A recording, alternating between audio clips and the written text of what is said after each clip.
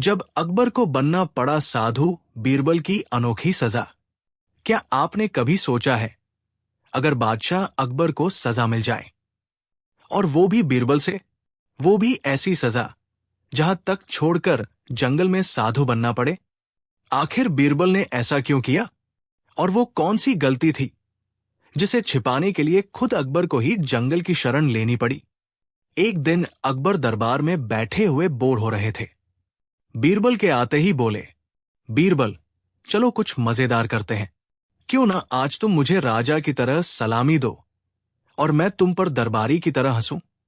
बीरबल मुस्कराए, जहांपनाह, आपकी हंसी तो पूरी सल्तनत को हिला सकती है, लेकिन हंसी अगर गहराई से निकले तो दर्द भी छोड़ जाती है। अकबर बोले, क्या मतलब?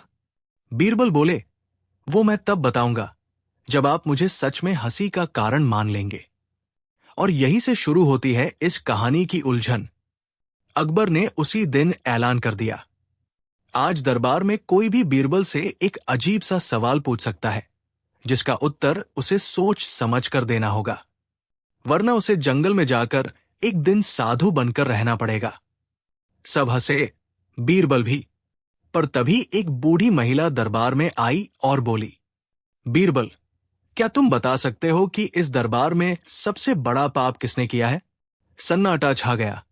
बीरबल कुछ देर चुप रहे, फिर बोले, उसने, जो सच को जानकर भी उसे छिपा गया। सब चौंके। अकबर की आंखें बीरबल की तरफ उठीं। क्या मतलब है तुम्हारा? अकबर गरजे। बीरबल शांत थे, जहांपनाह, कल रात राजमहल में जो हुआ वो मैं जानता हूं, लेकिन सबके सामने नहीं कह सकता। मैं तैयार हूं सजा भुगतने को। अकबर हंसे, तो फिर नियम के अनुसार तुम्हें जाना होगा जंगल, साधु बनकर। बीरबल बना साधु, लेकिन उलझन यही नहीं रुकी। अगले ही दिन बीरबल जंगल की ओर निकल पड़े, पर जाते जाते एक अजीब सी बात कह गए। जहांपनाह, तीसरे दिन जब सूर्य पश्चिम से निकले तो आप मुझे वापस बुला लेना। अकबर को हंसी आई, ये तो संभव ही नहीं। पर अगले 3 दिन दरबार में अजीब घटनाएं होने लगी। राजकाज अस्त व्यस्त, रानियां उदास, मंत्रीगण उलझन में, और सबसे बड़ी बात, अकबर हर रात अजीब सपना देखने लगे। सपना जो धीरे धीरे हकीकत बनने लगा। हर रात अकबर को सपने में एक साधु दिखाई देता, वही चेहरा, वही आंखें जो बीरबल की थी। वो साधु बस एक ही बात कहता, जिस सच को तुमने दबाया वो अब लौटेगा, और ताज के नीचे से निकलकर राज का पर्दा हटेगा। तीसरी रात अकबर का सपना कुछ ज्यादा ही भयानक था। राजमहल आग में जल रहा था, और बीरबल साधु रूप में मंत्र पढ़ते हुए आग में कूद गया। सच सामने आने लगा। अकबर अब बेचैन हो चुके थे। उन्होंने बीरबल को वापस बुलाने का हुक्म दिया। जैसे ही बीरबल दरबार पहुंचे, अकबर गरजे, बताओ बीरबल, वो पाप क्या था, और तुम जंगल क्यों चले गए थे? बीरबल ने शांत स्वर में उत्तर दिया, जहांपनाह, 3 रात पहले एक गुप्त बैठक हुई थी, जहां एक दरबारी ने भविष्यवाणी की थी। अगर अकबर ने अपने सबसे वफादार आदमी पर शक किया तो उसका तख्त डगमगा जाएगा, और आपने उस शक की शुरुआत मेरी हंसी से कर दी थी। अकबर स्तब्ध रह गए, और तभी एक और रहस्य ने दरबार में प्रवेश किया। एक अजनबी दरबारी, जो पहले कभी नहीं देखा गया था, आगे बढ़ा और बोला, बीरबल सही कहता है, मैं वो दरबारी हूं जिसने भविष्यवाणी की थी, लेकिन अब मैं कुछ और बताने आया हूं। बीरबल के पीछे एक और आदमी है, जो इस पूरे खेल की असली चालबाजी चला रहा है। सारे दरबारी हक्के बक्के रह गए।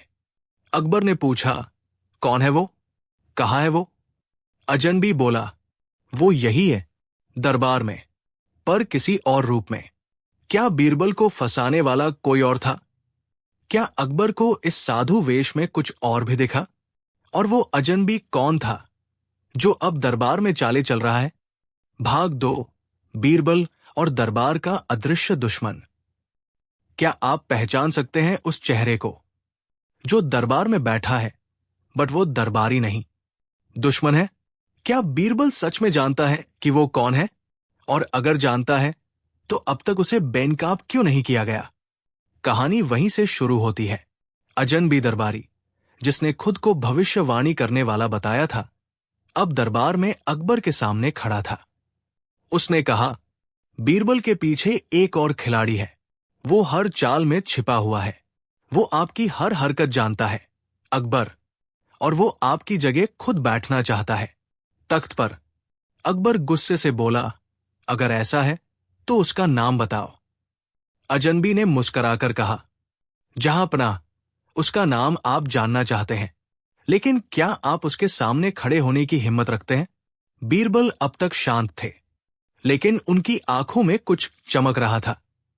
बीरबल उठे और बोले, जहांपनाह, यह आदमी झूठ भी बोल सकता है और सच भी, लेकिन ये हमें कहीं और ले जाना चाहता है। मैं जानता हूं कि वो दुश्मन कौन है, लेकिन अगर मैं उसका नाम अभी ले लूं तो उसकी असली साजिश पूरी हो जाएगी। तो फिर कब? अकबर ने पूछा। बीरबल बोले, जब मैं साधु बना था तब मुझे एक ऐसा सुराग मिला जो उस आदमी की असली पहचान को सामने ला सकता है। मगर वो सुराग जंगल के उसी आश्रम में छिपा है जहां मैंने 3 दिन बिताए। अकबर ने लिया चौंकाने वाला फैसला। तो फिर चलो, अकबर बोले, मैं खुद चलूंगा उस आश्रम तक। मैं जानना चाहता हूं वो दुश्मन कौन है और क्यों। बीरबल बोले, आप अकेले नहीं जा सकते, जहांपनाह। उस रास्ते में एक और रहस्य है। एक मौन साधु वहां रहता है जो बिना बोले हर सच जान लेता है, लेकिन वो तभी बोलता है जब कोई झूठ सामने होता है। रास्ता जंगल का, लेकिन मंजिल कहीं और। अकबर, बीरबल और कुछ विश्वस्त दरबारी निकले जंगल की ओर। रास्ते में कई अजीब घटनाएं हुई। घोड़े अपने आप रुक गए। एक रात को अजीब रोशनी आसमान में चमकी और एक बार तो उन्हें लगता रहा कि कोई उन्हें पीछा कर रहा है। तीसरे दिन वो पहुंचे उस पुराने आश्रम में। वहीं एक पेड़ के नीचे ध्यानमग्न अवस्था में एक मौन साधु बैठा था। बीरबल धीरे से बोला, महात्मा, हम सच की तलाश में हैं, कृपया मार्गदर्शन दे। साधु ने आंखें खोली और हाथ से इशारा किया एक झोपड़ी की ओर। झोपड़ी के भीतर छिपा सच या धोखा? जब सब झोपड़ी में घुसे, वहां सिर्फ एक तख्ती थी जिस पर लिखा था, जिस पर तुम्हें सबसे ज्यादा भरोसा है वही तेरा सबसे बड़ा दुश्मन है। अकबर पीछे मुड़े और सबकी ओर देखा। सन्नाटा छा गया। बीरबल ने पूछा, क्या अब आपको समझ में आया? अकबर चुप थे और तभी एक चौंकाने वाला मोड़। बीरबल ने एक दरबारी की ओर इशारा किया। जहांपनाह, यही है वो चेहरा जो वर्षों से आपके साथ था, जिसने आपकी हर योजना पहले ही लीक कर दी और जो अब इस जंगल में भी हमारे साथ है। लेकिन वो दरबारी नहीं, एक भेष बदला हुआ गद्दार है। वो दरबारी चौंका। बीरबल, तुम मुझ पर इल्जाम लगाते हो? नहीं, बीरबल बोले, इल्जाम नहीं, प्रमाण के साथ सच्चाई। और तभी बीरबल ने निकाला एक रहस्यमयी पिटारा जिसे वो जंगल से साथ लाए थे। उसमें से निकली एक वस्तु, एक तांत्रिकी अंगूठी, जिस पर वही चिन्ह था जो दरबार के गुप्त दस्तावेजों में मिला था। अकबर स्तब्ध रह गए। तो क्या ये वही आदमी है जो दरबार की हर योजना किसी और तक पहुंचा रहा था? बीरबल ने सिर हिलाया। और यही आदमी आपको मरवाना भी चाहता था ताकि तख्त पर कोई और बैठ सके। लेकिन तभी वो दरबारी अचानक गायब हो गया। बस एक आवाज गूंजी, तुमने अभी सिर्फ मेरा एक रूप देखा है। अगली बार मैं तख्त के पीछे नहीं, तख्त पर मिलूंगा। अब क्या होगा? कौन है वो अदृश्य दुश्मन? क्या बीरबल उसे पकड़ पाएंगे? और क्या अकबर फिर से साधु बनकर किसी और रहस्य की गहराई में उतरेंगे? कहानी शुरू होती है एक रहस्यमयी रात से। अकबर महल लौट आए थे, मगर अब उनके चेहरे पर पहले जैसी दृढ़ता नहीं थी। जिस तख्त पर बैठकर वो पूरे हिंदुस्तान पर राज करते थे, अब उसी तख्त के पीछे उन्हें एक साया दिखाई देने लगा था। हर रात जब दरबार खाली होता, तख्त के पीछे से एक धीमी आवाज आती, अब बहुत हुआ, अब मैं आऊंगा। पहले तो अकबर ने सोचा ये भ्रम है, मगर एक रात जब उन्होंने अपने सैनिकों को वहां तैनात किया, सुबह तक वो 2 सैनिक बेहोश पड़े मिले और उनके होठों पर बस एक ही शब्द था। वो कोई इंसान नहीं था। जब अकबर ने ये सब बीरबल को बताया तो बीरबल मुस्कुराए नहीं। इस बार वो गंभीर थे। जहां पनाह, वो साया अब हमारी परीक्षा नहीं, आपकी आत्मा को चुनौती दे रहा है। तुम्हारा मतलब? अकबर ने पूछा। बीरबल बोले, अगर तख्त के पीछे सच में कोई रहस्य है तो हमें भी उसके पीछे जाना होगा, शब्दों से नहीं, छाया बनकर। अगली रात बीरबल अकेले महल के पीछे बने उस पुराने गुप्त रास्ते से तख्त के नीचे पहुंचे। ये वही रास्ता था जो सदियों पहले शत्रुओं से बचने के लिए बनाया गया था, लेकिन अब दशकों से बंद पड़ा था। जैसे ही बीरबल अंदर पहुंचे, उन्हें वहां एक दीवार पर अजीब चित्र दिखाई दिया। 3 चेहरों वाला एक राजा जिसकी 3 आंखें थी, एक सामने, एक दाएं और एक पीठ की ओर। बीरबल बुदबुदाए, 3 चेहरे, 3 वफादार, 3 गद्दार और तख्त का राज। बीरबल को मिला एक पुराना पत्र। दीवार के पीछे एक पत्थर हिला। वहां एक धूल से भरा संदूक रखा था। उसमें एक पुराना पत्र था, बादशाह हुमायूं के जमाने का।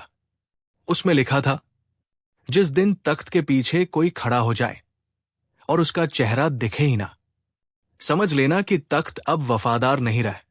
बीरबल समझ गए, ये साया कोई आम व्यक्ति नहीं, शायद किसी पूर्व शासक की आत्मा, या फिर कोई पुराना राजवंशी जो अकबर के खून का ही हिस्सा है, लेकिन सत्ता से वंचित।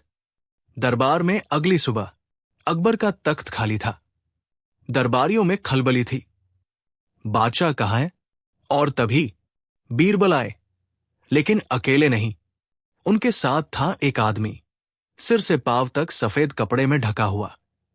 ये आदमी कल रात दरबार में छिपा था। बीरबल बोले, इसने तख्त के नीचे सुरंग खोद रखी थी और वहीं से राजमहल की हर बात सुनता था। अकबर अंदर आए और बोले, कौन है तू?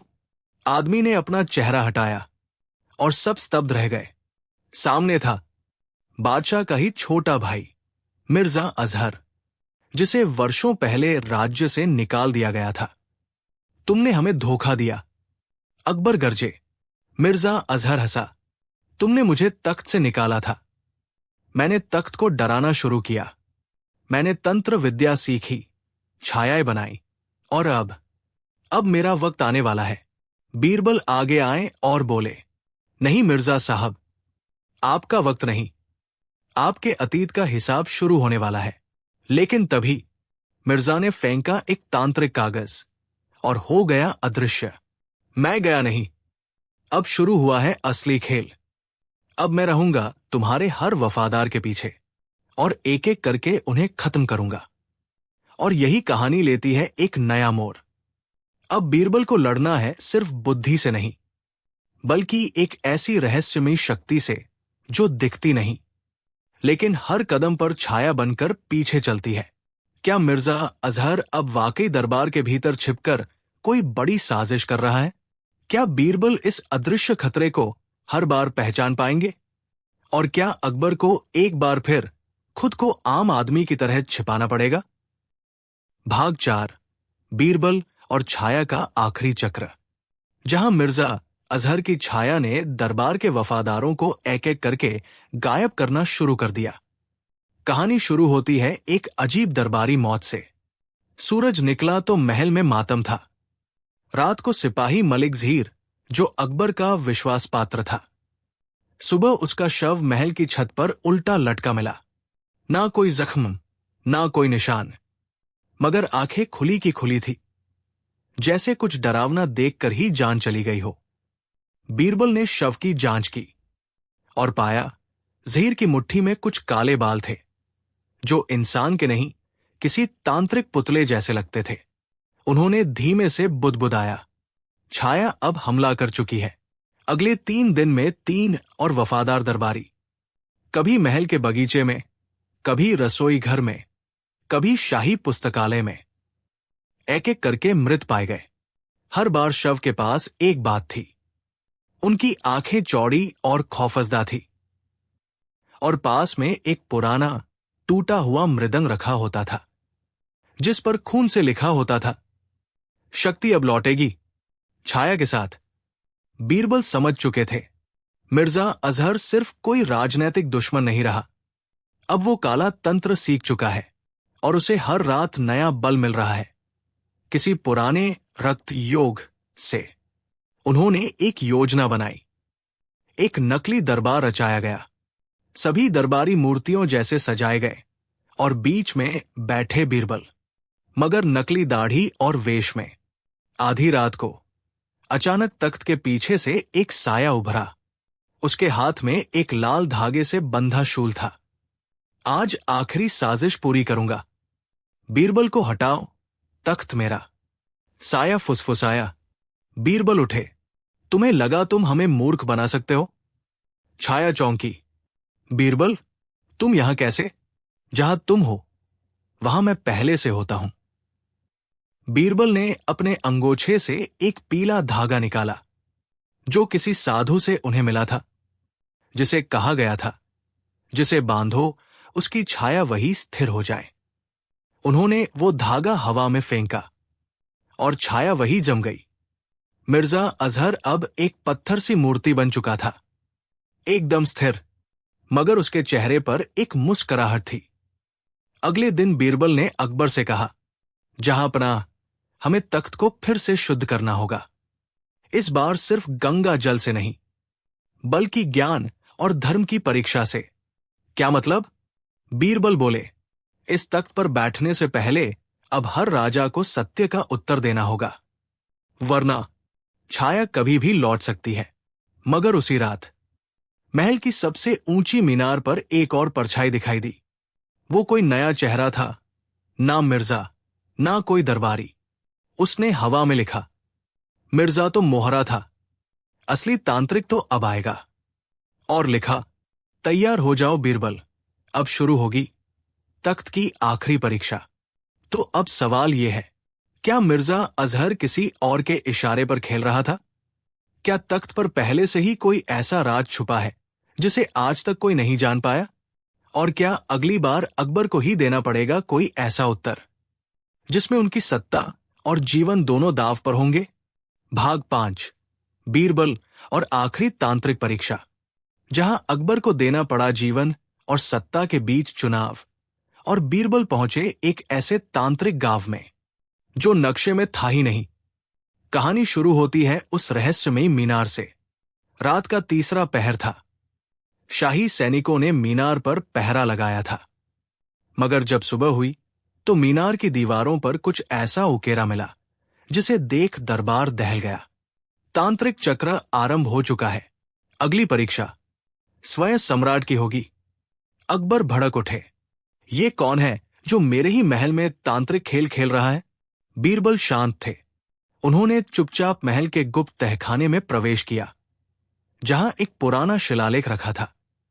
उस पर लिखा था, जो तख्त पर बैठे वो तांत्रिक अग्नि से गुजरे, तभी उसे सत्ता का अधिकार। बीरबल ने गहराई से कहा, जहांपनाह, ये कोई नया षड्यंत्र नहीं, बल्कि पुराना श्राप है जो अब जाग चुका है। बीरबल ने बताया कि हर 100 वर्षों में एक तांत्रिक परीक्षा होती है, जहां सम्राट को 3 प्रश्नों के उत्तर देने होते हैं, जिनका उत्तर किसी पुस्तक में नहीं, बल्कि धर्म, मन और आत्मा में छुपा होता है। यदि राजा असफल हुआ तो न केवल तख्त उससे छिन जाएगा, बल्कि उसका नाम, चेहरा और इतिहास सब मिटा दिए जाएंगे, जैसे वो कभी हुआ ही नहीं। अकबर गंभीर हो उठे, तो कब होगी ये परीक्षा? बीरबल बोले, आज रात, और जगह होगी। वो गांव जो नक्शे में है ही नहीं, कर्णवाटिका। बीरबल और अकबर दोनों गुप्त वेश में गांव पहुंचे। गांव सुनसान था, मगर हर घर के बाहर एक लाल मिट्टी से बना दीपक जल रहा था, जिसमें नीली लौ थी। अचानक एक बूढ़ा तांत्रिक उनके सामने प्रकट हुआ। स्वागत है चक्र की अग्नि में। राजा, तुम्हें 3 प्रश्नों का उत्तर देना होगा, पर हर उत्तर से एक सच उजागर होगा जो शायद तुम्हें बर्बाद कर दे। पहला प्रश्न। राजा, क्या तुम सच में अपने राज्य के लिए जीते हो या सिर्फ अपने नाम और विरासत के लिए?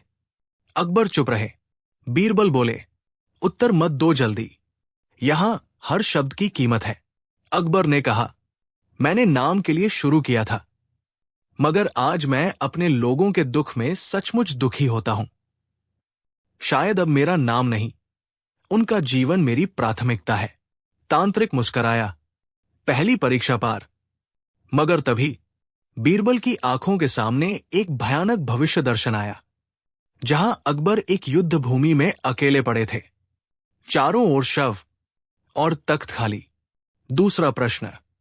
क्या तुम सत्य जानने के लिए अपनों की बलि दे सकते हो? अकबर हतप्रभ रह गए। अगर मेरा बेटा भी राज्य को धोखा दे तो हां, पर अगर सत्य का मूल्य मेरी आत्मा है तो शायद मैं हारना चुनूंगा। तांत्रिक बोला, तो फिर देखो कौन है वो जो अब तुझे धोखा देगा। एक और भविष्य दर्शन उभरा, जहां एक प्रिय दरबारी, एक बहुत पुराना मित्र, बीरबल, राज्य छोड़ता दिखा। अकबर कांप उठे। ये क्या है? तांत्रिक बोला, ये केवल संभावना है या शायद चेतावनी। तीसरा प्रश्न, सबसे कठिन। क्या तुम तख्त छोड़कर साधु बन सकते हो? यदि यही सत्य की अंतिम मांग हो? इस पर अकबर ने कोई उत्तर नहीं दिया। बीरबल ने उनकी ओर देखा। उनकी आंखों में संघर्ष था। राजा, पुत्र, योद्धा और अब एक संभावित साधु। अकबर ने धीरे से कहा, यदि मेरी सत्ता मेरे लोगों को दुख दे रही हो तो हां, मैं छोड़ सकता हूं।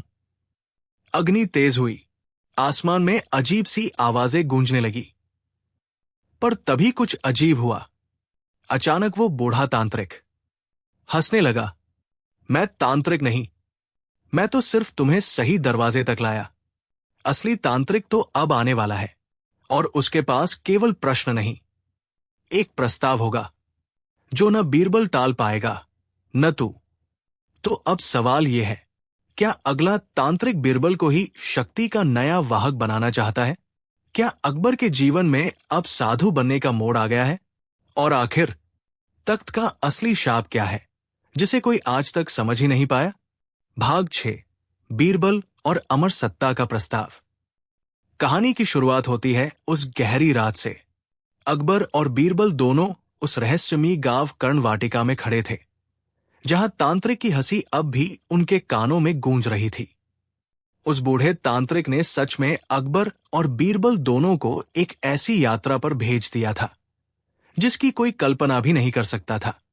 जब अकबर ने पूछा, तो ये था कौन सा तांत्रिक खेल? तांत्रिक मुस्कराया और बोला, असली तांत्रिक वो नहीं जो दिखता है, बल्कि वो अच्छा तंत्र है जो आत्मा के भीतर होता है। फिर उसने एक गहरे सांस ली और बोला, आज तुम दोनों को अंतिम निर्णय का सामना करना होगा, क्योंकि ये अंत नहीं, बल्कि नए शासन का प्रारंभ है।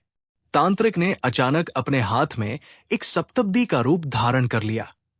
एक अदृश्य शक्ति ने उसे घेर लिया और वो अपनी शक्ति से अकबर को एक अमर सत्ता का प्रस्ताव देने लगा। राजा अकबर, तुमने खुद से एक सवाल पूछा था, क्या तुम साधु बन सकते हो यदि ये सत्य का अंतिम मार हो? अब मैं तुम्हें एक प्रस्ताव देता हूं।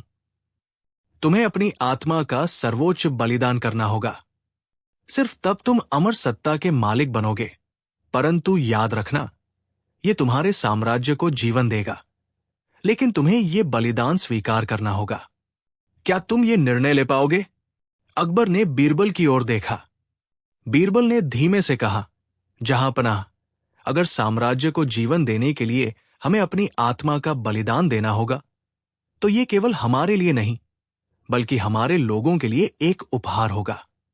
लेकिन अकबर की आंखों में एक कशमकश थी। मुझे अपनी सत्ता चाहिए, पर अपनी आत्मा नहीं। क्या हम ये बलिदान देने के लायक हैं? तांत्रिक ने फिर अपना हाथ उठाया और बोला, तुम दोनों को एक ही रास्ता दिखाऊंगा। तुम्हें साधु बनने की ओर बढ़ना होगा, लेकिन सच्चे साधु की तरह। तुम्हारी शक्ति केवल तुम्हारी आत्मा में बसी है, और ये केवल तभी मुक्त होगी जब तुम अपने दिल में दूसरों के लिए सही मार्ग ढूंढो। यही सच्चे शासक का कर्तव्य है। अकबर ने फिर एक गहरी सांस ली और कहा, मैं जो साम्राज्य चाहता था वो मेरे हाथों में नहीं है। मैंने सत्ता से ज्यादा अपनी आत्मा के शांति और अपने लोगों की भलाई को महत्व दिया है। अगर मुझे साधु बनना है तो मुझे अपना असली अस्तित्व छोड़ने का साहस करना होगा। लेकिन मेरे साम्राज्य का, मेरे लोगों का भविष्य मेरे लिए सबसे ज्यादा महत्वपूर्ण है। मैं ये प्रस्ताव स्वीकार करता हूं। बीरबल ने अकबर के कंधे पर हाथ रखा और कहा, जहांपनाह, ये तुम्हारा निर्णय नहीं बल्कि धर्म की राह पर कदम है। तुमने वही किया है जो एक सच्चा सम्राट करता है, खुद के लिए नहीं बल्कि अपने लोगों के लिए। तांत्रिक ने अकबर को एक अंतिम ध्यान मंत्र दिया और बोला, अब तुमसे और तुम्हारे साम्राज्य से एक नई प्रकाश किरण निकलेगी। तुमने सच्चे शासक का मार्ग अपनाया है, अब तुम्हारी सत्ता कभी खत्म नहीं होगी। तांत्रिक ने अचानक अकबर के सामने एक दिव्य दृश्य प्रस्तुत किया। अकबर का रूप अदृश्य हो गया और फिर उन्होंने खुद को साधु के रूप में देखा। लेकिन उसी समय साम्राज्य की शक्ति उनके भीतर स्थिर हो गई। आसमान में एक प्रकाश का आभास हुआ और अकबर का रूप बदलकर एक दैवीय रूप में परिवर्तित हो गया। साम्राज्य में अमरता की एक नई शक्ति का जन्म हुआ। अकबर अब केवल राजा नहीं रहे, वो प्रकाश का प्रतीक बन गए थे। बीरबल और मुकदमा, मेरे नाम से बारिश हो रही है। क्या आपने कभी किसी को यह कहते सुना है, मौसम विभाग नहीं, मैं तय करता हूं कब बारिश होगी? नहीं सुना? तो तैयार हो जाइए एक ऐसे मुकदमे के लिए जिसमें अदालत में बहस इस बात पर होगी कि बारिश किसके नाम से होती है। एक दिन सुबह सुबह शेख चिली राजमहल की तरफ दौड़ते आया, हाथ में छाता, आंखों में चमक और मुंह में वही पुराना नारा, जहां शेख चिली वहां बारिश पक्की। दरबार में घुसते ही बोला, जहांपनाह, मुझे इंसाफ चाहिए। बादल मेरे नाम से बरस रहे हैं और ये मेरी बौद्धिक संपत्ति की चोरी है। दरबार में ठहाके गूंजे, लेकिन अकबर गंभीर हो गए। इसका मतलब? शेख चिल्ली ने कहा, जहां भी मैं जाता हूं वहां बारिश हो जाती है। मेरे पड़ोसी अब मुझे बादल बाबा कहने लगे हैं और कल तो एक वैद्य ने मुझसे बारिश गिरवाने की फीस भी मांग ली। बीरबल मुस्कुराए तो दरबार में आज का मुकदमा, बादलों बनाम शेख चिल्ली? शेख चिल्ली गर्व से बोला, हां, और मैं खुद अपना वकील हूं। पहला गवाह गंगाराम धोबी। हुजूर, शेख चिल्ली जब हमारे घाट आया कपड़े भीग गए।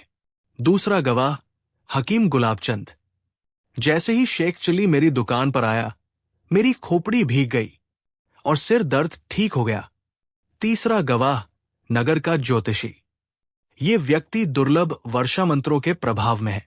शेख चिल्ली अब और फूल गया। देखा, मैंने कहा था ना, मैं चलती फिरती बारिश हूं।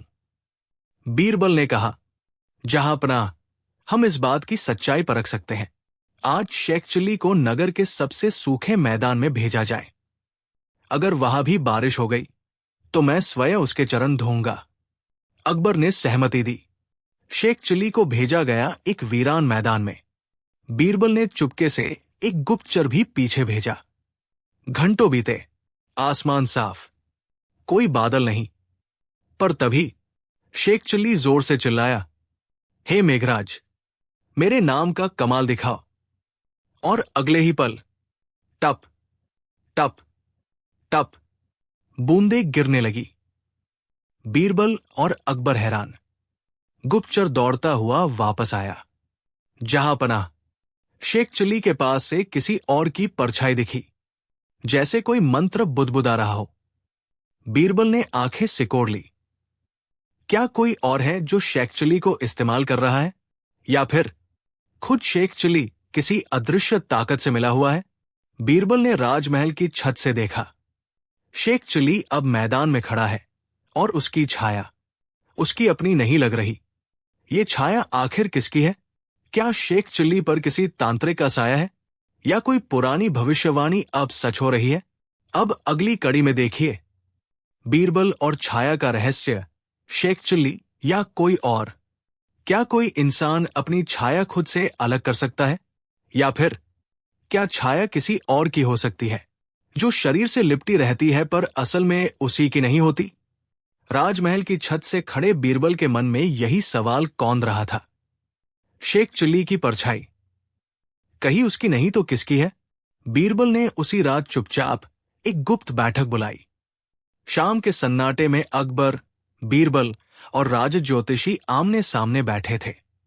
राज ज्योतिषी ने भविष्यफल खोला और कहा, जहांपनाह, ये छाया साधारण नहीं, ये छाया बंधन हो सकता है, एक प्राचीन तांत्रिक क्रिया जिसमें किसी की परछाई पर तंत्र का अधिकार हो जाता है। दो बीरबल ने पूछा, परछाई की सेना, तो क्या कोई तंत्र का प्राचीन छाया पर काबिज है? जब परछाई ज्योतिषी ने सिर हिलाया और असली से ज्यादा हुकूमत करने लगे। वही इस बारिश का रहस्य इंसान अपनी पहचान बचा सकता है? बीरबल ने सोचा, या फिर अगर शेख चिल्ली की छाया केवल अपनी परछाई का गुलाम बन जाएगा तो हमें उस असर को अलग करना जोर से चिल्लाया। उन्होंने नगर में मुझे डरा रही छाया विनाशिनी गुफा कहती है बात याद, मैं असली नहीं, जहाँ कोई भी की परछाई का सामना करता है, उसका चेहरा बीरबल जैसा उस गुफा तक ले जाना, लेकिन आंखें लाल, लेकिन उसे बिना बताए ठंडी। यात्रा शुरू हुई। तुमने बहुत सच उजागर किए हैं, बीरबल ने शेख चिल्ली से कहा। अब तुम्हारा समय खत्म है। एक विशेष दरबार लगने वाला है, एक रहस्यमयी जगह पर। अकबर, तुम्हारा ज्ञान वहां बहुत काम आएगा। रानिया, यहाँ तक कि महल के तोते की भी मुझे तो जहाँ बुलाओ, हर पर बारिश लेकर धीरे धीरे असली लोगों की तरफ बढ़ रही थी।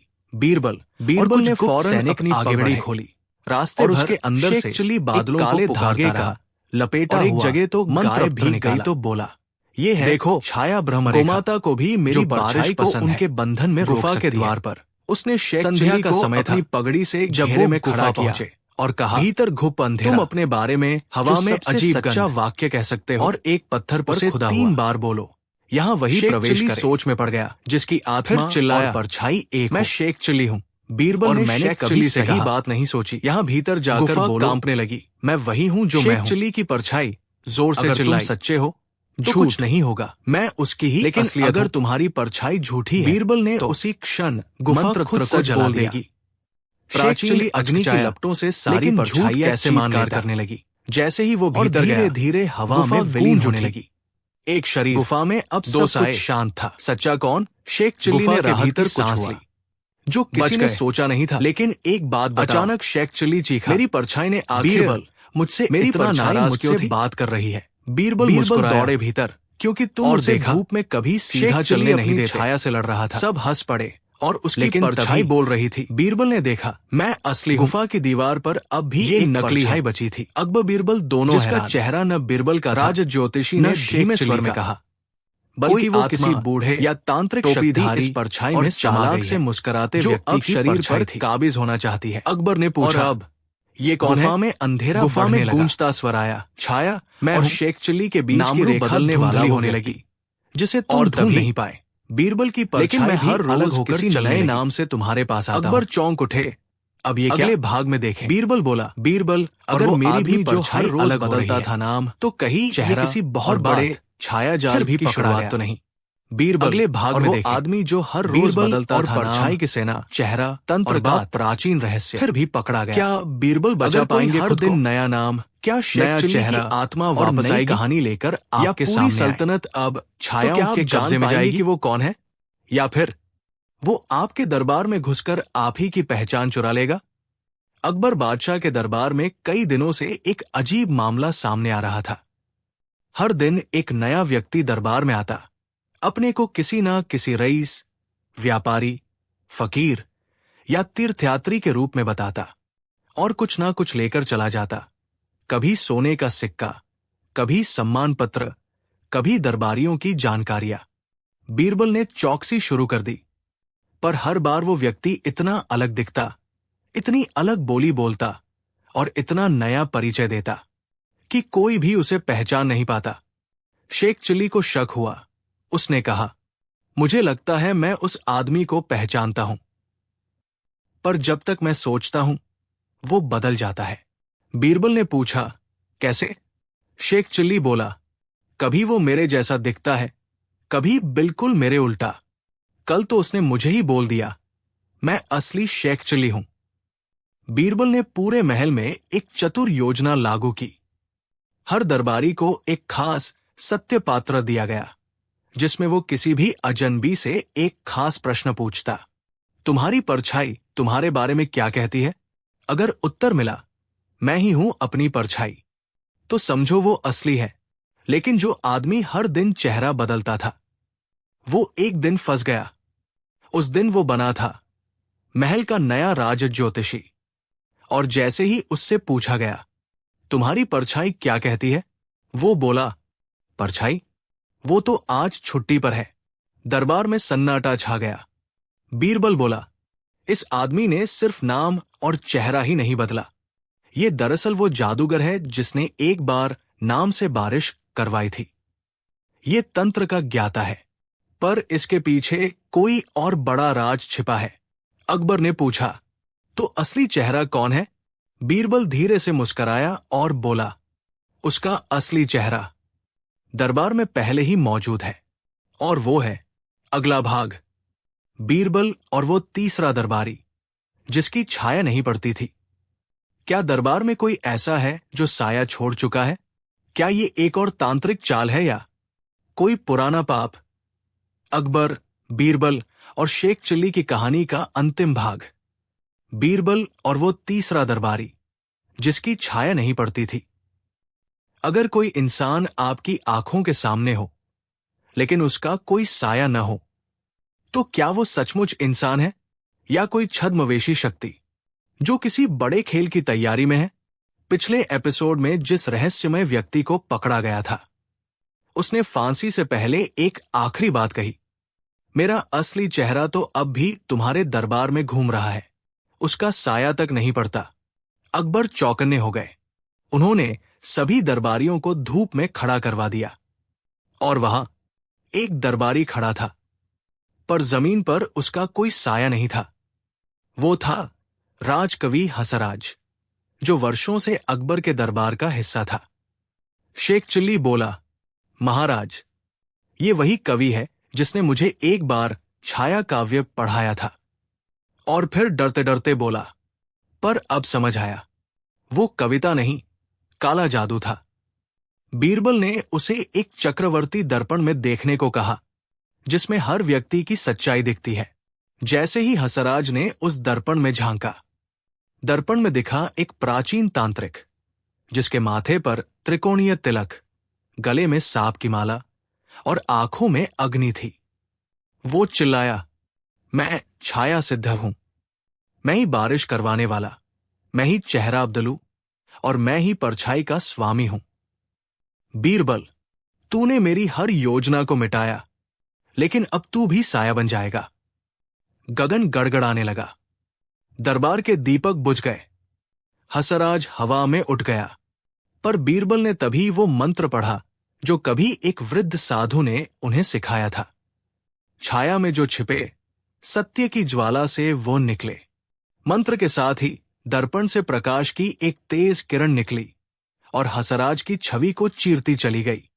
वो चीखते चिल्लाते एक धुएं के गुबार में बदल गया और अंत में बस एक आवाज रह गई, मैं फिर लौटूंगा जब कोई अपनी परछाई से भागेगा। अकबर बोले, बीरबल, फिर तुमने हमें बचा लिया।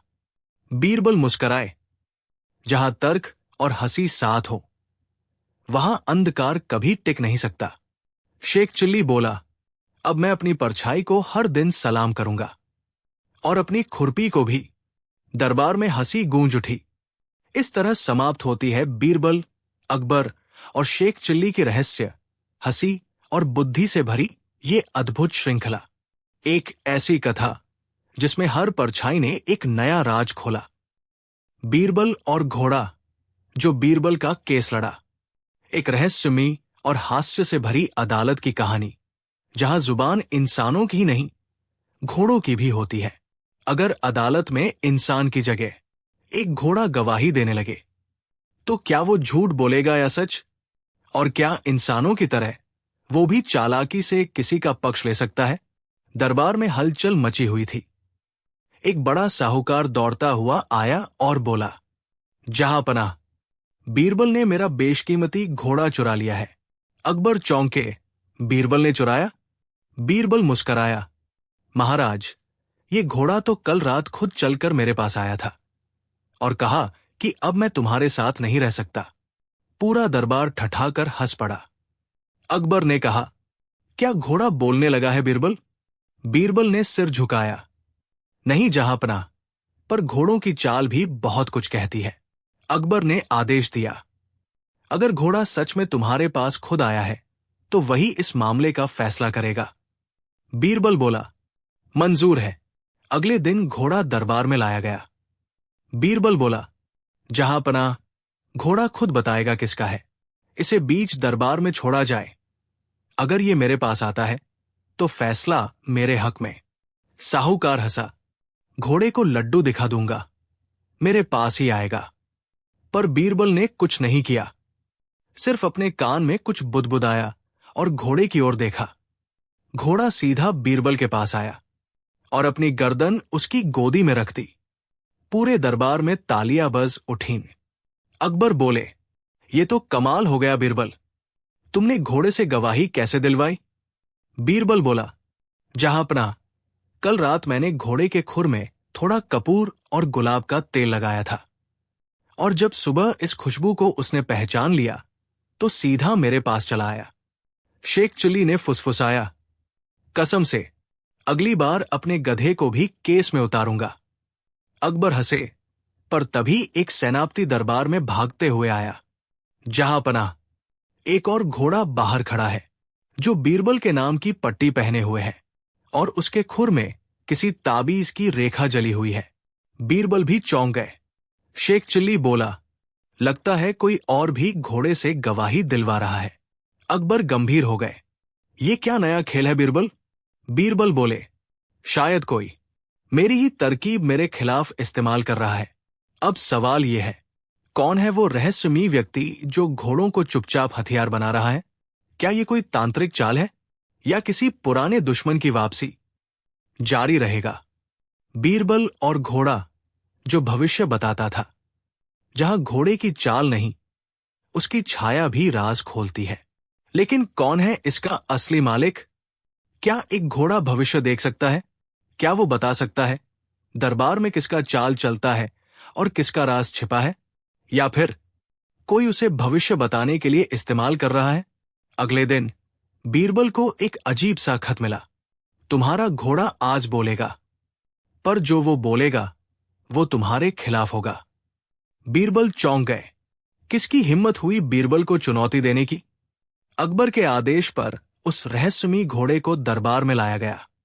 उसकी आंखों पर पट्टी थी और गर्दन पर एक ताबीज लटका हुआ था।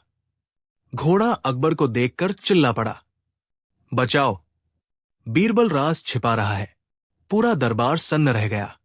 अकबर ने उठते हुए पूछा, बीरबल, ये घोड़ा तुम्हारे खिलाफ क्यों बोल रहा है? बीरबल मुस्कराए, जहांपनाह, ये घोड़ा नहीं बोल रहा, कोई और इसकी जुबान बना हुआ है।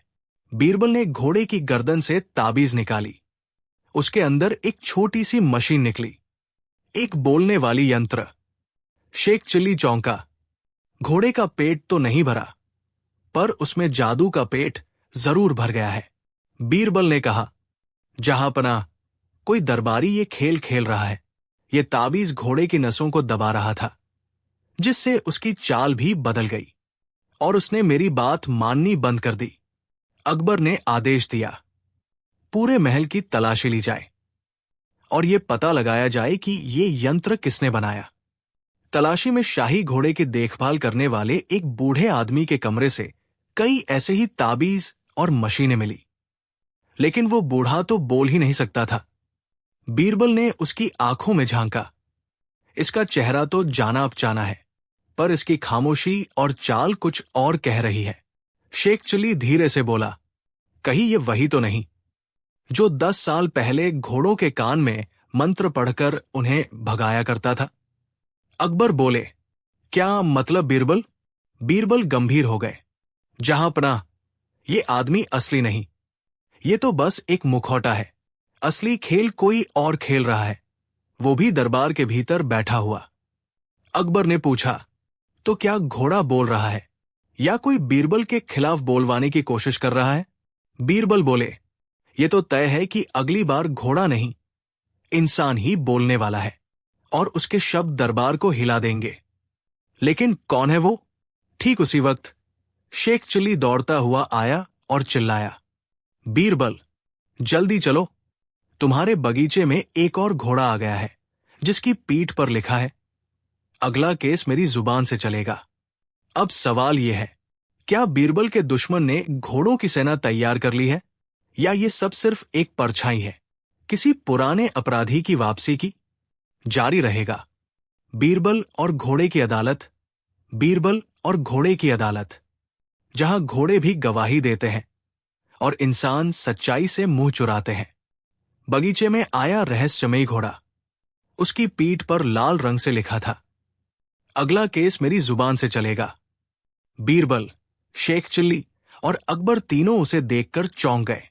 बीरबल ने कहा, अब ये कोई मजाक नहीं रहा, ये किसी गहरी साजिश का हिस्सा है। अगले दिन दरबार में घोड़े की अदालत लगाई गई, जहां इंसानों के बजाय घोड़ों को गवाह बनाया गया। रहस्यमयी घोड़े के सामने रखा गया एक पुराना घोड़ा जो दरबार का सबसे वफादार माना जाता था। बीरबल ने उससे पूछा, क्या तू इस नए घोड़े को पहचानता है? घोड़ा जोर से हिनहिनाया। ही है, बीरबल मुस्कराए। ये संकेत है कि हाँ। शेख चिल्ली भौंचक्का, मतलब अब दरबार में घोड़े भी गवाह बन गए? बीरबल बोले, दरबार में कोई ऐसी चाल चल रहा है जो बोलते घोड़ों से मुझे झूठा साबित करना चाहता है। बीरबल ने घोड़े की पीठ पर लिखा रंग साफ किया। नीचे से निकला एक नाम, वजीर सलीम खान। दरबार सन्न। अकबर उठे, सलीम खान, मेरे सबसे पुराने वजीर? बीरबल बोले, जहां पनाह। सलीम खान को डर था कि उसकी जगह बीरबल को ज्यादा सम्मान मिल रहा है। उसने घोड़ों के कान में झूठ बोलने वाले यंत्र फिट करवाए और मुझे बदनाम करने की साजिश रची। तलाशी ली गई। सलीम खान के कमरे से दर्जनों ताबीज, यंत्र और एक नक्शा मिला जिसमें घोड़ों से जुड़ी गवाही योजना बनाई गई थी। अकबर ने क्रोधित होकर कहा, एक वजीर होकर तुमने घोड़ों को भी झूठ का जरिया बना दिया? सलीम खान ने सिर झुका लिया। बीरबल ने मुस्कुराते हुए कहा, अब घोड़े नहीं, इंसान गवाही देंगे सच्चाई की। शेख चिल्ली धीरे से बोला, महाराज, अब बीरबल का घोड़ा केस नहीं लड़ेगा, वो जज बन गया है। पूरा दरबार ठहाकों से गूंज उठा। बीरबल को और ऊंचा पद मिला, सलीम खान को सजा मिली और घोड़े वापस चरने चले गए। अंत में बीरबल बोले, सच्चाई चाहे घोड़े की पीठ पर आए या आदमी की जुबान से, जीत उसी की होती है जो धैर्य रखे। बीरबल और वो घर जो चलते चलते दरबार पहुंच गया। क्या आपने कभी सुना है कि एक पूरा घर दीवारों समेत दरवाजा बंद कर चलकर किसी महल के दरबार में पहुंच जाए? न कोई बैल, न कोई आदमी, न कोई जादूगर। फिर भी वो घर चला और सीधा जा पहुंचा बादशाह अकबर के दरबार। क्या ये बीरबल को फंसाने की कोई नई चाल थी या किसी की बद्दुआ का असर? उस रोज सूरज जरा देर से निकला। आसमान में बादल, जमीन पर अफवाह। पुराने शहर के आखिरी मोड़ वाला कच्चा घर अचानक चलने लगा। लोग भागकर देखने लगे। एक छत से दूसरी छत, एक दीवार से दूसरी दीवार जुड़ती गई और पूरा घर जैसे खुद ब खुद चल पड़ा, सीधा शाही रास्ते की ओर। जब घर लाल किले के मुख्य फाटक पर पहुंचा, सैनिक चौंके। ये तो वही घर है जिसे कल बीरबल ने तुड़वाने का आदेश दिया था। अकबर बोले, बीरबल, तुम्हारी ही सिफारिश पर यह जमीन समर सिंह को दी गई थी। अब उसका घर चलकर मेरी अदालत तक आ गया है। इसका क्या अर्थ निकाला जाए? बीरबल भी पहली बार चुप। उसे समझ नहीं आ रहा था कि वो घर कैसे चल पाया। पीछे से शेख चिल्ली आता है, हाथ में नारियल और सिर पर मिट्टी की छत का छोटा टुकड़ा। कहता है, जहां अपना, मैंने तो बस कहा था उस घर से चल हट। अब वो वाकई चल पड़ा। दरबार फिर ठहाकों से गूंजता है। बीरबल ने घर का निरीक्षण किया। नींव में नए पहिए लगे थे, छत के कोनों में कोई तांत्रिक मंत्र लिखे थे और दीवारों में सरकने वाले पटरे। ये कोई तकनीक है या टोना? बीरबल बोला, जहांपनाह, ये कोई भूतिया रहस्य नहीं, बल्कि बहुत चालाक योजना है। किसी ने जानबूझकर इस घर को दरबार तक लाकर मुझे झूठा साबित करने की कोशिश की है। जैसे ही घर के अंदर झांका गया, एक बंद कमरा मिला जिसमें दीवार पर लिखा था, अगर बीरबल को हटाना है तो घरों को चलाना सीखो। नीचे लिखा था एक नाम, कासिम मिर्जा। दरबार में सन्नाट। अकबर बोले, इस मिर्जा की तलाश की जाए। जो घर चलवा सकता है वो दरबार भी हिला सकता है। बीरबल चुपचाप मुस्कराया और धीमे से कहा, अगर अगली चाल घर की थी तो अगली साजिश किसी गली से उठेगी। उसी रात शहर की गली नंबर 7 में एक आदमी दीवार पर कुछ लिखता है। अब बीरबल को नहीं, उसके साए को मिटाना है, और पीछे से दिखता है वही कासिम मिर्जा। अगला भाग, बीरबल और वो साया जो बीरबल बन गया। क्या सच्चे बीरबल को दरबार से निकालने की चाल कामयाब हो जाएगी? और जो अब दरबार में है, क्या वो असली है या नकली? सुबह दरबार की घंटियां बजी। बीरबल हमेशा की तरह मुस्कुराते हुए अंदर आए, पर तभी सामने से दूसरा बीरबल भी आता दिखाई दिया। दोनों की चाल, पोशाक, आवाज, मुस्कान एक जैसी। अकबर चौंक गए। ये क्या तमाशा है? कौन है असली बीरबल?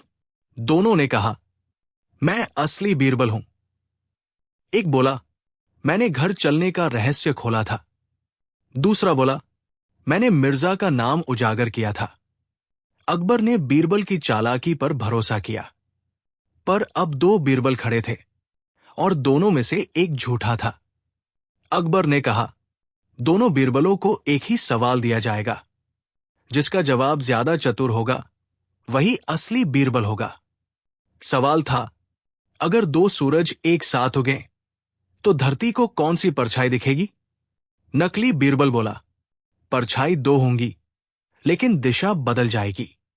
असली बीरबल मुस्कराया और बोला, जहां झूठा सूरज होगा वही सबसे काली परछाई दिखेगी। असल सूरज परछाई नहीं, जीवन देता है। दरबार तालियों से गूंज उठा। राज खुलने ही वाला था कि अकबर कुछ कहने ही वाले थे कि अचानक दरबार का फर्श हिलने लगा। नीचे से एक गुप्त सुरंग खुली और वहां से निकला शेख चिल्ली। शेख चिल्ली बोला, मैं तो बस नीचे खुरपी खोज रहा था, पर यह सुरंग तो सीधे जालिमों के अड्डे तक जाती है। बीच सुरंग से एक कागज उड़कर अकबर के पैरों में गिरा। उस पर लिखा था, साया तो सिर्फ शुरुआत थी, अगली बार पूरा दरबार बदल जाएगा। कासिम मिर्जा। बीरबल एक पल के लिए सोच में पड़ गए, फिर बोले, जहां परछाई गहरी होती है वही रोशनी भी सबसे तेज होती है। अब ये रोशनी मैं बनूंगा। और अकबर बोले, अब शुरू होगी असली जांच, बीरबल और बदले हुए दरबार की साजिश। बीरबल और दरबार के बदले हुए चेहरे। क्या अकबर के दरबार में हर चेहरा असली है या कोई छुपा है जो दरबार को अंदर से खा रहा है? क्या बीरबल समय रहते असलियत जान पाएंगे? अगली सुबह दरबार का माहौल कुछ अजीब था। राजा अकबर अपने सिंहासन पर थे, पर उनकी आंखों में चिंता थी। बीरबल एक एक मंत्री को देख रहे थे। सबके चेहरे जैसे असली होते हुए भी कुछ गलत था।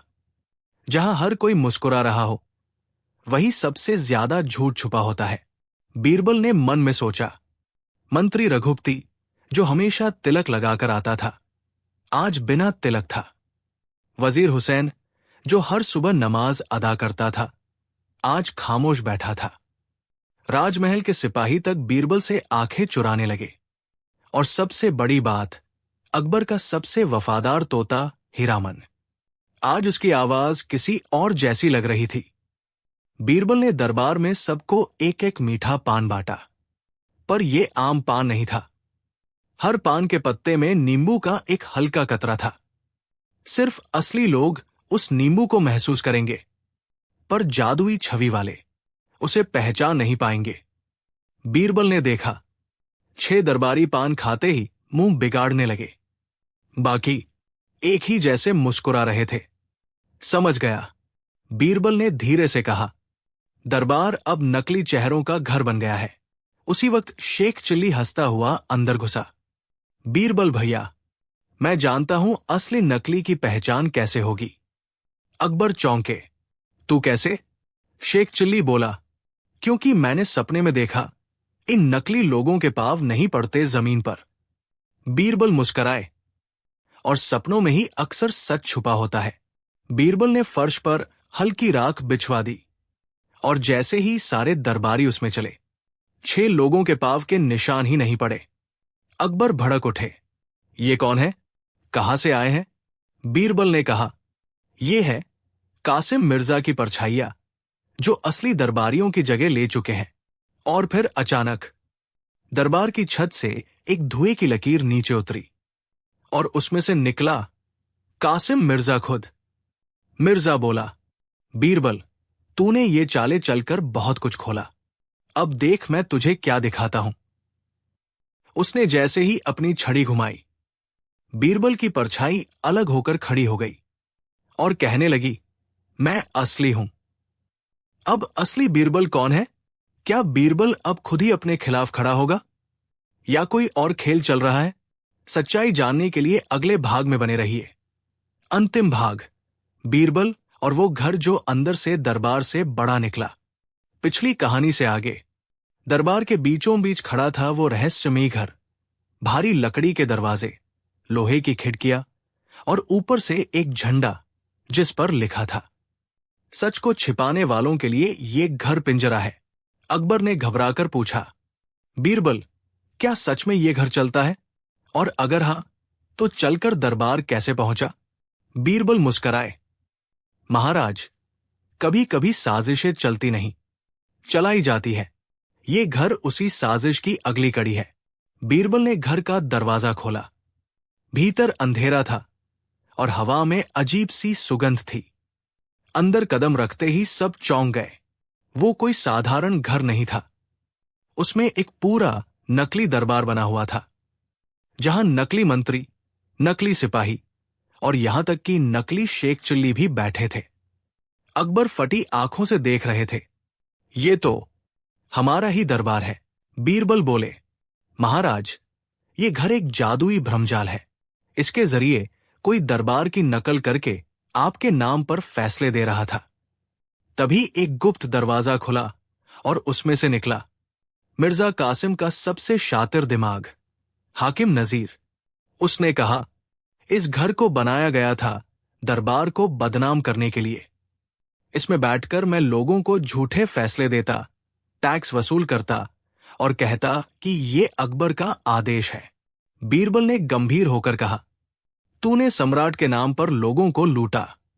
अब फैसला तुझे वही सुनाया जाएगा जहां तूने झूठ फैलाया, इस घर के अंदर।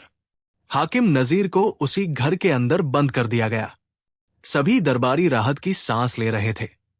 तभी शेख चिल्ली बोला, बीरबल जी, अच्छा किया, लेकिन एक बात पूछूं? अगर वो नकली दरबार यहां था, तो पिछले हफ्ते मैंने जो रिश्वत देकर नौकरी ली थी, वो असली थी या नकली? सब ठाके लगाकर हंस पड़े। बीरबल बोले, शेख चिल्ली, तुमने असली नौकरी को भी नकली बना दिया। बीरबल और अदृश्य खतरे की छाया। बादशाह अकबर का राज्य दिनों दिन वृद्ध हो रहा था। दिल्ली से लेकर लाहौर तक हर सूबेदार अपनी निष्ठा दिखा रहा था। पर एक दिन एक अजीब खतरा महल की दीवारों के भीतर सरकने लगा। एक ऐसा खतरा जो नजर नहीं आता था, लेकिन उसकी आहट सबको डराने लगी थी। दरबार लगा हुआ था। तभी एक सिपाही हाफता हुआ भीतर आया। जहां पनाह, रात्रि पहरे में हमें एक पत्र मिला है, बिना नाम का, पर उसमें साफ लिखा है कि अगले 7 दिनों में एक एक दरबारी गायब हो जाएगा। अकबर ने पत्र पढ़ा और उसकी आंखें संकुचित हो गई। ये मजाक है या धमकी? बीरबल ने पत्र को गौर से देखा। जहां पनाह, ये सिर्फ धमकी नहीं, ये कोई खेल शुरू हो चुका है। अगली सुबह दरबार में हड़कंप मच गया। मंत्री गुलाम अली अपने कक्ष से गायब थे। ना दरवाजा टूटा, ना कोई शोर। बस वो थे ही नहीं। ये कैसे संभव है? अकबर गरजे। बीरबल बोले, ये चुपचाप काम करने वाला चोर नहीं, एक योजनाबद्ध दिमाग है। बीरबल ने महल में 4 खुफिया आदमी तैनात किए। चारों दरबारी वेश में परछाइयों में घूमते। राजमहल के तहखानों, फर्श के नीचे, दीवारों की दरारों तक को खंगाला गया। हर रात कोई ना कोई सुराग मिलता, पर उतना ही रहस्यमय। एक बार एक सिपाही ने दीवार पर काले निशान देखे, मानो किसी ने उंगलियां रगड़ी हों, पर कोई आवाज नहीं। चौथे दिन महाराज के निजी वैद्य भी लापता हो गए। वो अपने कक्ष में सोए थे, और जब सुबह पर्दा हटाया गया तो बस तकिया और एक गुलाब की पंखुड़ी रह गई थी। बीरबल ने पंखुड़ी को सूंघा। ये इत्र आम नहीं है, ये यमन के गुलाब का अर्क है, जो हिंदुस्तान में सिर्फ एक ही व्यापारी बेचता है। बीरबल सीधा पहुंचा उस व्यापारी के पास। नाम था शेख उस्मान। हुजूर, मैं तो सिर्फ व्यापार करता हूं, शेख ने कांपते हुए कहा। बीरबल ने हंसते हुए कहा, तुम्हारा इत्र महलों तक पहुंचा कैसे? किसने मंगाया? शेख बोला, हर हफ्ते एक नकाबपोश आदमी आता है, बहुत चुपचाप, बस पैसे रखता है और चला जाता है। बीरबल ने शेख उस्मान को एक विशेष इत्र देने को कहा, जिसमें गुलाब नहीं, एक खास रसगंधा नामक वनस्पति की गंध मिलाई गई थी, जो सिर्फ ट्रेंड कुत्ते सूंघ सकते थे। अब हर सामान पर यह इत्र लगाया गया। अगले दिन एक संदिग्ध महल में घुसा, और जैसे ही कुत्ता भौंका, सिपाही दौड़े, मगर वो व्यक्ति अदृश्य हो गया। बीरबल ने अंदेशा जताया कि चोर दीवारों के भीतर से आ रहा है। महल के पुराने नक्शे मंगवाए गए। एक भूल भुलैया जैसी सुरंग मिली, जो महल के प्रत्येक हिस्से को जोड़ती थी, और जिसका मुख्य द्वार शाही पुस्तकालय के नीचे था। बीरबल और उसके गुप्तचरों ने रात के तीसरे पहर उस द्वार को खोला। वहां नीचे एक गहरी सुरंग में तेल के दीपक जल रहे थे, और सामने बैठा था पूर्व महामंत्री रईस खान, जिसे वर्षों पहले गद्दारी के आरोप में निकाल दिया गया था। रईस खान ने हंसते हुए कहा, बीरबल, ये तुम्हारी बुद्धि ही थी जिसने मुझे दरबार से बाहर किया, और मेरी ये योजना थी कि मैं तुम्हारे सामने एक एक कर दरबार को गिरा दूं। बीरबल बोले, पर तुम भूल गए कि छाया कभी सूरज को नहीं छू सकती। रईस खान को पकड़ लिया गया और उस गुप्त सुरंग को हमेशा के लिए बंद कर दिया गया। अकबर ने सबके सामने घोषणा की, इस साम्राज्य को तलवार नहीं, बीरबल की बुद्धि बचाती है। आज अगर दरबार जीवित है तो वो तुम्हारी वजह से। बीरबल ने मुस्कुराकर कहा, जहां पनाह, मेरी जीत तभी है जब आपका राज्य डर से नहीं, न्याय से चले। समापन। वो पत्र जो दरबार को डराने आया था, उसी का जवाब बीरबल ने अपनी चालों से दिया, और उस दिन के बाद कोई भी महल की दीवारों को हल्के में नहीं लेने लगा।